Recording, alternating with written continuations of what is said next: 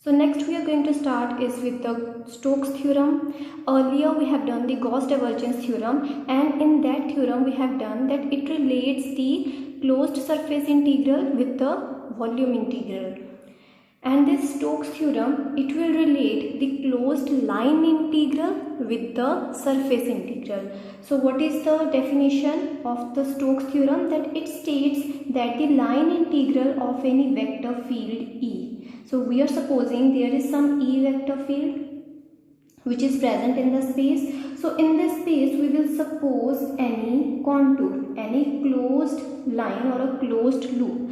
So a closed loop will be considered, and this will be an imaginary loop which will be drawn in the vector field.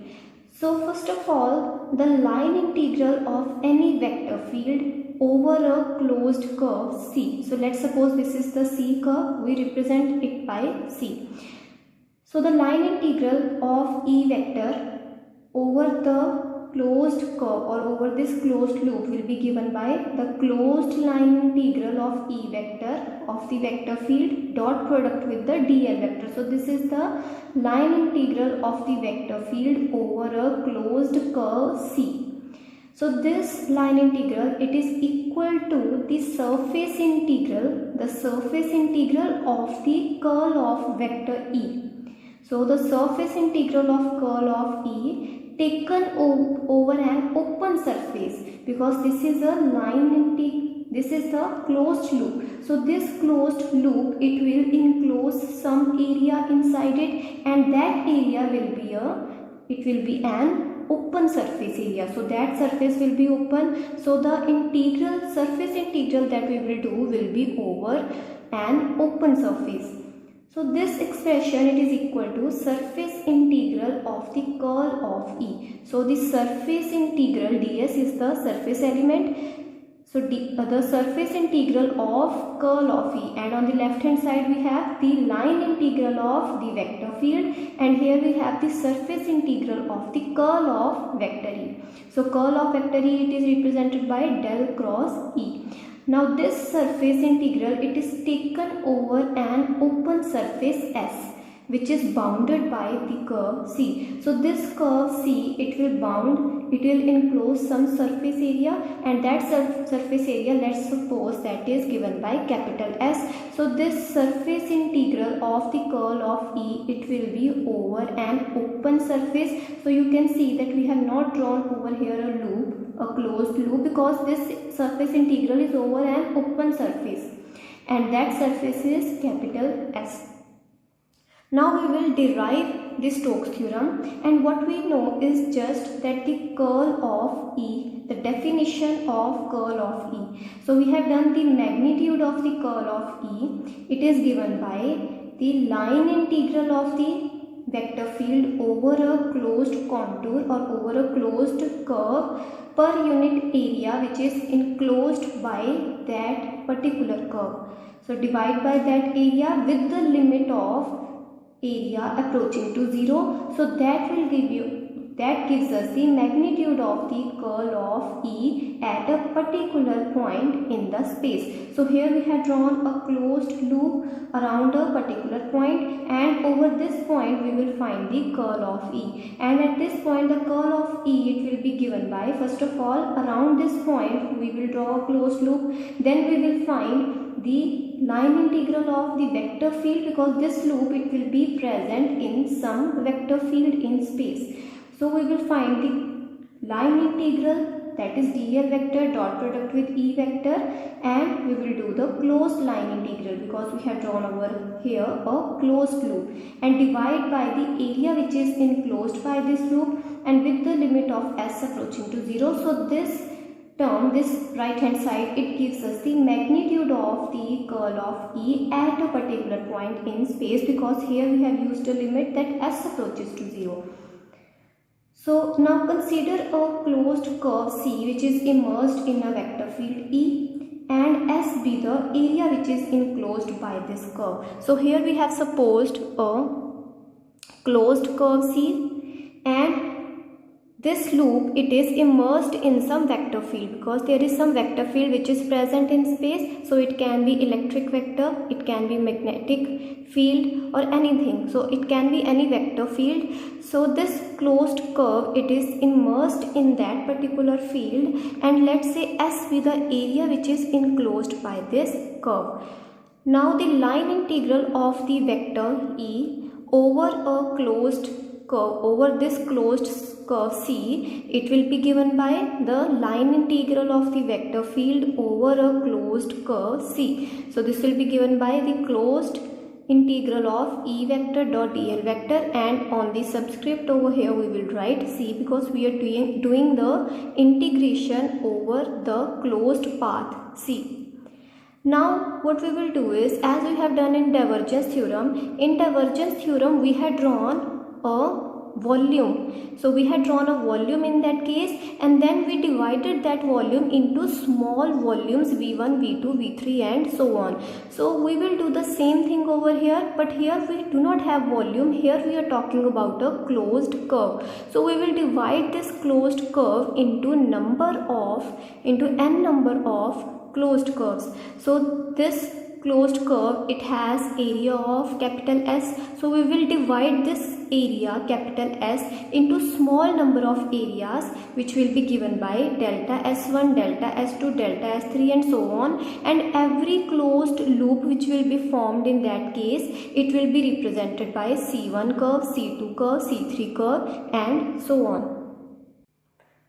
Now let's say the line integral that we are supposing, this is taken over the C and we have to move in a particular direction. So let's say we are moving in the anti-clockwise direction in C. So at a particular point on the curve, there will be dl vector in the anti-clockwise direction. So dl vector, it will move in the anti-clockwise direction. So at this point the dl vector will point in this direction. At this point dl vector will point in the upward direction. So now over here I have divided the curve C into small number of closed curves. So let's say this is the closed curve. Let's say this is the first closed curve and this is represented by C1, and area of this closed curve, let's say it is represented by delta S1. So C1 is the curve and delta S1 is the area which is enclosed by this curve. Similarly, let's say this is the second curve and this is represented by C2 curve and its area enclosed is given by delta S2. Similarly, we will divide the loop in n number of such closed loops. So divide this closed curve into small loops or small contours. So loops or curves, they are also called as contours. So namely C1 contour, C2, C3 and so on, each with delta S1, delta S2, delta S3 as their surface which is enclosed by each of these contours respectively. Now from this formula of the curl, magnitude of the curl of E vector, so from here we can take the line integral on one side. So vector E dot dl and its closed line integral, it can be taken on the left hand side, and supposing that S is approaching to 0. So we will just omit this limit and we will just suppose that S is approaching to 0. So S, it can be taken on the left hand side. Now S is a vector quantity, and over here also we have magnitude, here also we have magnitude. Now this is the magnitude of curl, this is the magnitude of the area. But we know that curl is also a vector and area is also a vector. So in vector form, when we will multiply, there will be a dot product between these two vectors, because we have already studied in case of curl that curl of a vector, it points in the direction of the circulation, and the direction of circulation is along the area vector. So the curl of a vector, it points along the area vector. So therefore we can use the dot product in between these two vectors. So this can be written as the line integral of the vector field will be equal to curl of vector E dot product with S vector. So when you will multiply this, they will point in the same direction. So cos of 0 will be there and cos of 0 is equal to 1. So we can simply use the dot product over here. Now we will write this equation. that we have written generally, we will write this equation for every contour, for every C1, C2, C3 contour. So first C1 contour, the line integral will be over C1. So for this, let's say for this loop, and if you are moving in the anti-clockwise direction of C curve, so when you are doing the line integral, so on the left hand side you will get the line integral of E vector over the loop C1. Now C1 is this loop. So in this loop also we will have to move in anti-clockwise direction. So we have supposed, so in the starting we have supposed that we are moving in the anti-clockwise direction in the loop C, the loop which is shown by black color. So we are moving in the anti-clockwise direction. Now we have divided this loop in small sections or in small closed loops. So in every loop also we will have to move in the same direction, that is in the anti-clockwise direction. So in this loop also you will move in anti-clockwise direction. Then in C2 loop also you will move in anti-clockwise direction, and so on. So when you will write this equation for C1 contour, so at the subscript of the closed line integral you will write C1 and E vector will remain as it is. In terms of dl vector, you will write dot product with dl1 vector. So this is the small length element for the case of first loop, dl1 vector. This will be equal to curl of E vector will remain as it is, dot product with the area. Now area of C1 contour is given by delta S1. So it's in vector form, it will be written by delta S1 vector. Now similarly for the second contour also you will move in the anti-clockwise direction, and the line integral for C2 contour will be given by E vector dot product with dl2 vector. This will be equal to curl of E vector dot product with delta S2 vector. Now similarly you will write for the third contour, fourth contour, and so on. So the last nth contour, that is Cn contour, the last equation will be over line integral over Cn E vector dot product with dl n vector. This will be equal to curl of E vector dot product with delta S n vector. So this is the first equation. This is the second equation. Similarly, you will get the third equation for the third contour, fourth equation for the fourth contour, and so on. So the last equation will be for the nth contour. So this will be the nth equation. Now we will do the similar procedure as we had done in Gauss divergence theorem. We will add the left hand sides and we will add the right hand side, and we will equate both the sides. So the left hand side will become the line integral over C1 plus line integral over C2 plus line integral over all the contours, and the last term will be line integral over Cn contour. So adding all the left hand sides of the previous n equations, they will be equal to addition of the right hand sides of the n equations. So that will be curl of E dot product with delta S1, then curl of E dot product with delta S2, and so on, and last term will be curl of E dot product with delta Sn. So we can club this equation, the left hand side, which is the addition of the line integrals over individual loops. So this is the addition of the line integral of E vector over the individual contours. So we can club this equation by the line integral. So this will be summation of line integral over Ci. So Ci is any ith contour, E vector dot product with dl I vector, and I will go from 1 to n because they are total n loops that we have made, and right hand side will become the summation of curl of E dot product with delta Si vector, and I will go from 1 to n. So on the left hand side what we have is the addition of the line integrals over all the individual contours, that is we will do the sum of the line integral. First of all we will find the line integral over this loop, then we will find the line integral over this loop, then all other loops that we have made we will do the line integral, and then we will do their sum. So in this diagram, let's say this is the first loop and this is the second loop C2. So this is C1, this is C2. So when you are moving in the anti-clockwise direction, because we have to move in the same direction, you can take either clockwise direction in all the loops, or you can take anti-clockwise direction in all the loops. So direction, it should be same for all the loops. So let's say in C1 loop you move in the anti-clockwise direction, which is shown by black arrows. So they are pointing in the anti-clockwise direction, and we are moving in the C2 also, we will have to move in the same anti-clockwise direction, and arrows they are shown by the red color. Now at this line of junction, the common line between C1 and C2, there will be DL vector. So DL1 vector, it is the small length element for the case of C1 contour. DL2 vector, it is the length element for the case of C2 curve. So at this line of junction, the common line between the two loops, the DL vector for the first contour, DL vector for the first contour on this line, it will point in the upward direction because we are moving in the anti-clockwise direction. So on this line, the DL vector for the first contour, it will point in upward direction, whereas the DL vector for the second contour on this same line, it will point in the downward direction. So therefore we have said that we have to move in the same direction only.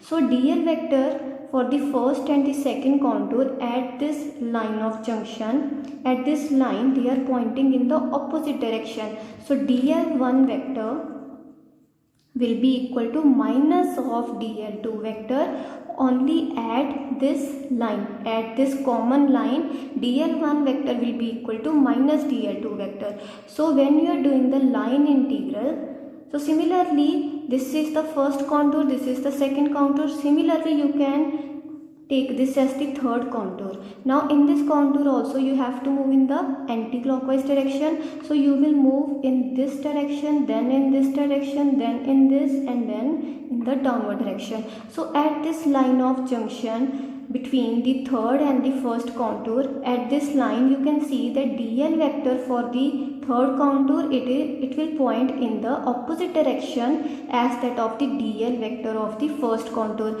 So the line integral over this junction, it will also vanish. They will cancel with each other.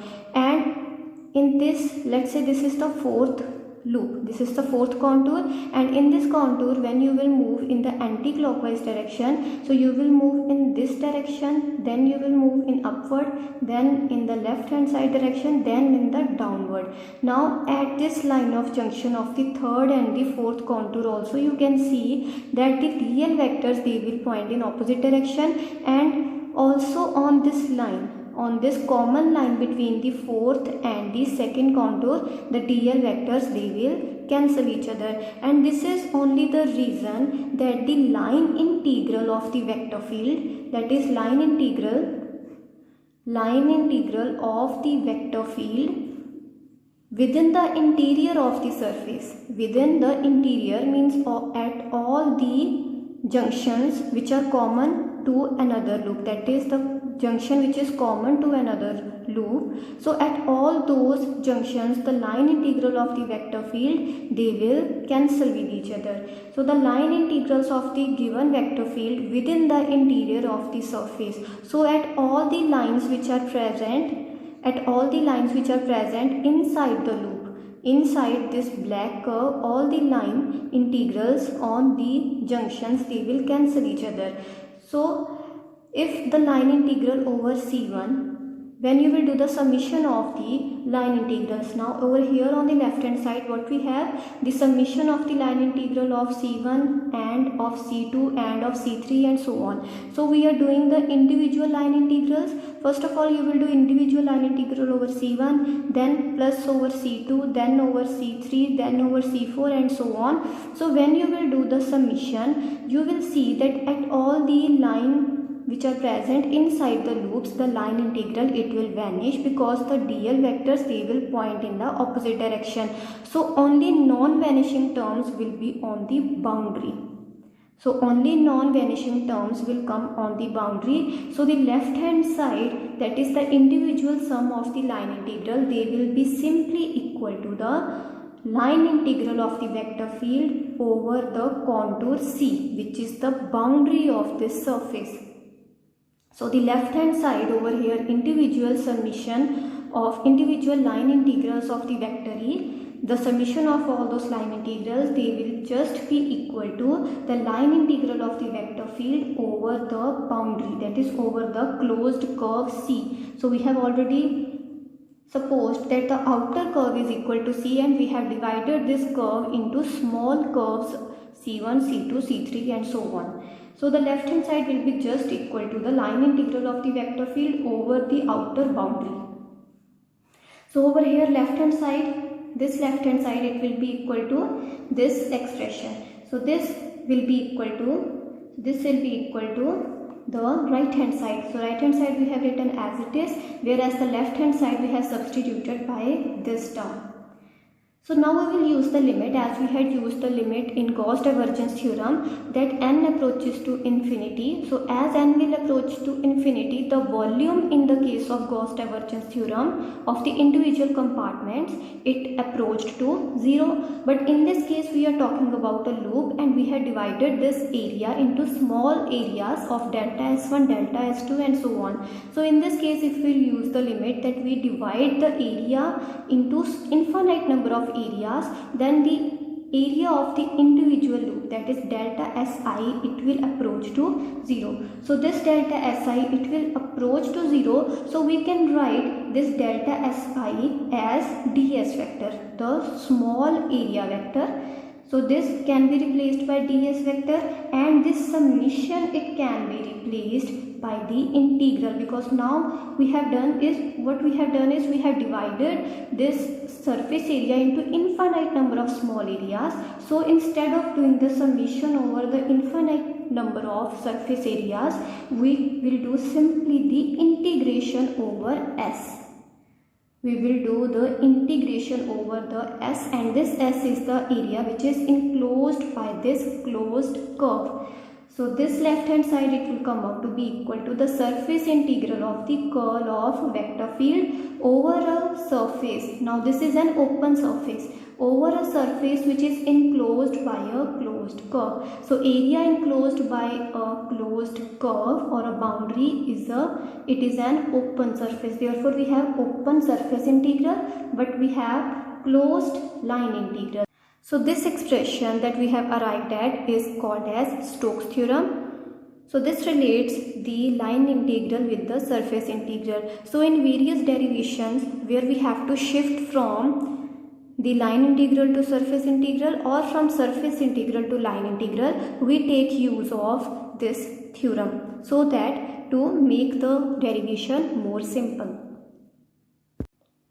Now we are going to study the general types of vector fields. There are two types of vector fields according to the property that they will show. So we have divided the vector fields into two main parts.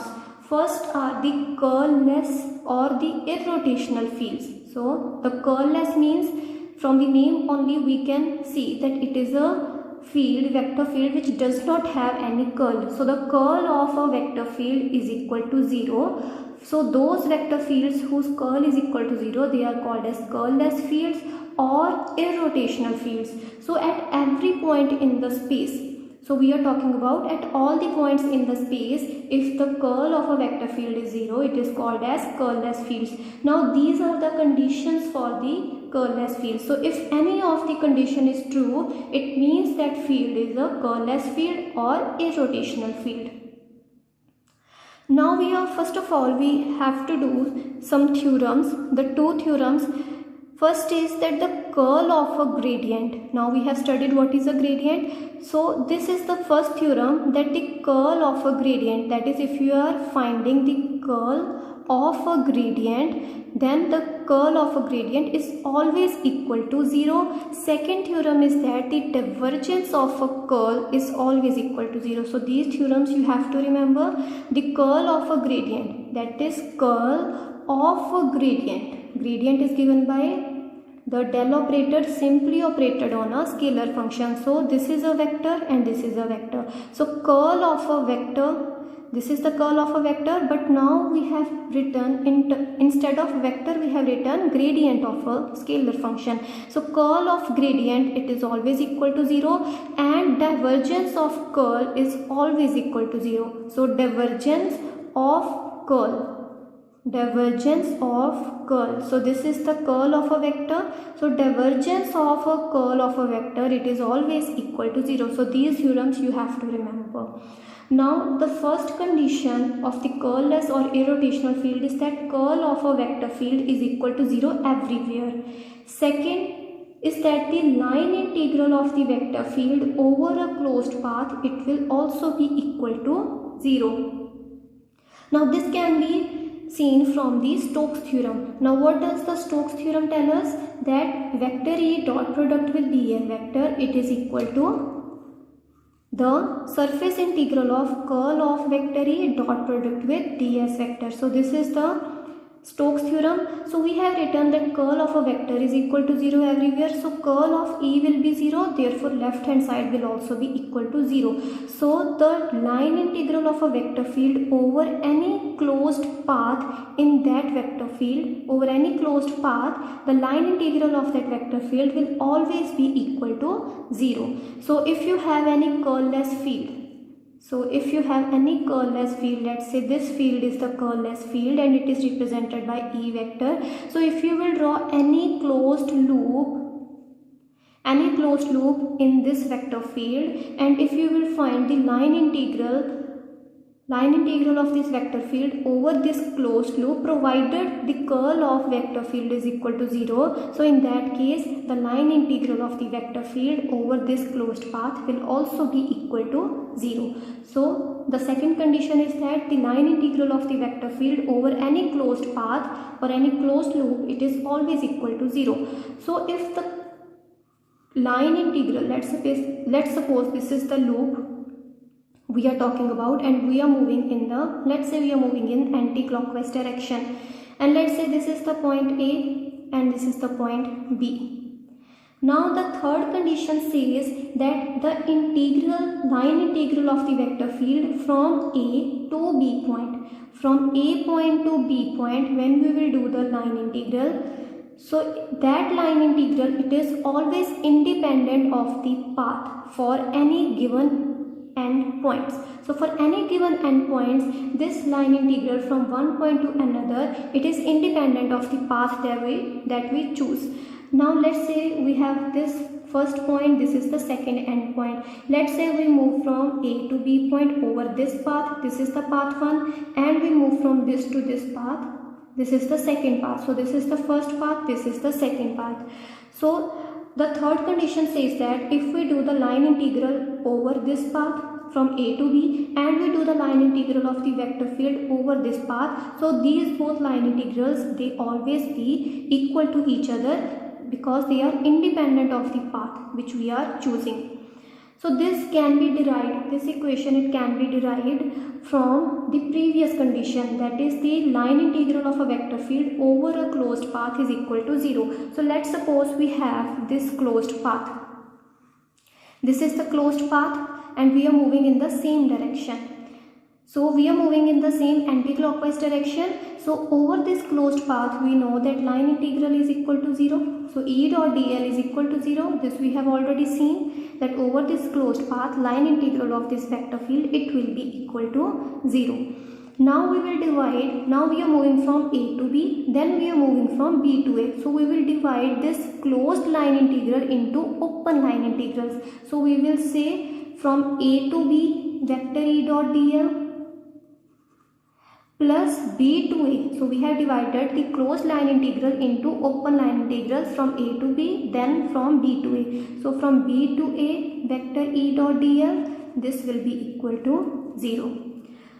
So we can interchange the limits of the second integral. So it will be equal to minus, so we are interchanging the upper and the lower limits. So from A to B, this integral is from B to A. Now we are doing the same integral from A to B. So this, first of all, this line integral which we had drawn is from A to B. So let's say this is the first curve and This is the second curve from A to B, and from B to A is the second curve. So this integral is over first curve, this integral is over second curve. Now the first integral, it remains as it is. We have interchanged the limits of the second integral. So for the second integral, the limits we have changed from A to B with the minus sign. So this will be equal to vector E dot product with dl vector. So from here you can write A to B limit E vector dot dl vector for the first loop is equal to A to B limit E dot dl for the second loop. So if we do the line integral of the vector field from A to B along first loop, that will be equal to the line integral of the vector field from A to B for the second loop. So this is from A to B. Now we are talking about second loop from A to B. So therefore the line integral of a vector field from A to B, it is independent of the path. So from this point to this point, line integral will be equal to from the A point to B point along the second curve. So this is the third condition. Now if the curl of a vector field is equal to 0, the first condition that we have seen, that curlless field is the field for which curl of a vector field is equal to 0. Now we have studied, we will use this equation, this theorem, that the curl of a gradient is always equal to 0. So curl of a gradient, it is always equal to 0. Now what we have for the curlless fields, curl of a vector field is always equal to 0. So by comparing these two equations, we can see that this vector field, that is the curlless vector field, it can be written in terms of a gradient of a scalar function. So this vector E, which is a curlless field, so E vector, it can be written in terms of a gradient of a scalar function. So E vector, it can be written as gradient of a scalar function. Now second type of field is the divergence-less or the solenoidal fields. Now the divergence-less means the divergence of a vector field is equal to 0 everywhere. Now if the divergence of a vector field is equal to 0, we will use the Gauss divergence theorem. Now the Gauss divergence theorem, it says that the vector B dot product with ds vector, that is the surface integral of a vector field over a closed surface, it is equal to the volume integral of the divergence of the vector. So this is the volume integral of the divergence of the vector.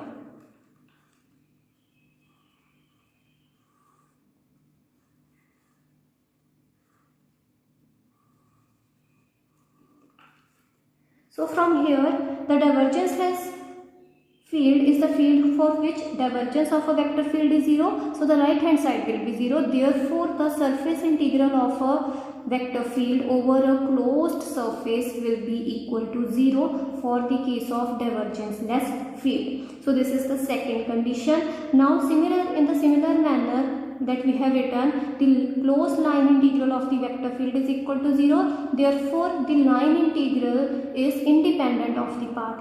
Here we have the surface integral of a vector field over a closed surface is equal to 0. Therefore, the surface integral of the vector over an open surface, it is independent of the type of surface for any given boundary lines. Here we had for any given endpoints. Here we will use the boundary lines because here we are drawing the surfaces. So this surface integral of a vector field, it is independent of the surface for any given boundary line. Now the fourth last condition, what we have is divergence of a vector field is equal to 0. So for divergenceless field, divergence of a vector field is equal to 0. Now we will use this second theorem. That divergence of curl is always equal to 0. So if divergence of a curl is always equal to 0, so divergence of a curl is equal to 0. So here we have divergence of this vector field is equal to 0. So on comparing both equations, we can write that the B vector, it can be written in terms of a curl of some another vector. B vector, which is the divergence-less vector. So divergence-less vector means divergence of a vector field is equal to 0 at every point in the space, and divergence of curl is always equal to 0. So this is the second theorem, that divergence of a curl is always equal to 0. So on comparing both equations, we can say that a divergence-less field, it can be written in terms of curl of some another vector. So this vector field, it can be written in terms of curl of some another vector. So let's say that vector is A vector. So these are the conditions for the curl-less or the irrotational field. So if any condition is fulfilled, so that means that particular field is a curl-less field, and from any these four conditions, if any condition is fulfilled, so that field will be the divergence-less or the solenoidal field.